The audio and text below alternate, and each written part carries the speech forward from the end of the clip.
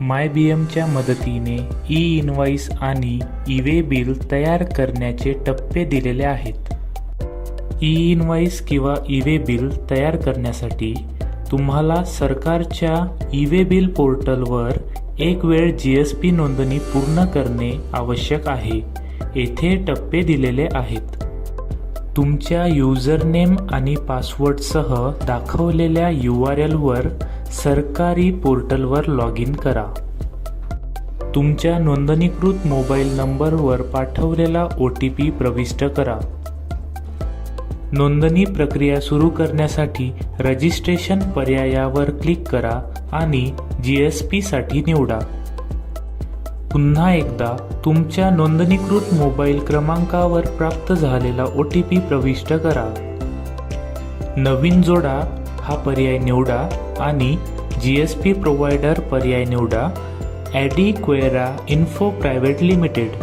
पूर्वनिर्मित युजरनेममध्ये शेवटचे 3 वर्ण जोडून तुमचे युजरनेम तयार करा आणि पुढील फील्डमध्ये त्याची पुष्टी करा. पासवर्ड तयार करा आणि पुढील फील्डमध्ये त्याची पुष्टी करा. नंतर ॲडवर क्लिक करा. आता मायबीएम ॲपमध्ये युजरनेम आणि पासवर्ड कसा कॉन्फिगर करायचा आणि ई-इनव्हॉइस आणि ई-वे बिल कसे तयार करायचे ते पाहू. तुमच्या मोबाईलवर मायबीएम हे ॲप उघडा आणि ई-इनव्हॉइस आणि ई-वे बिलवर टॅप करा.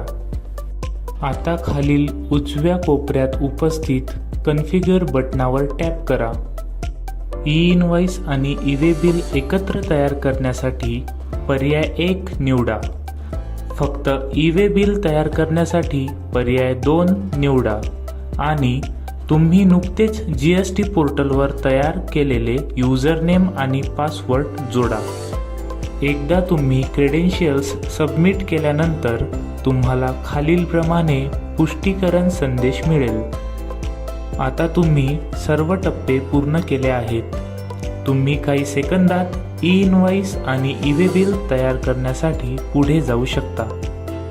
जर तुमच्याकडे अजूनही मायबीएम ॲप नसेल, फक्त QR कोड स्कॅन करा आणि मायबीएम मोबाईल ॲप डाउनलोड करा.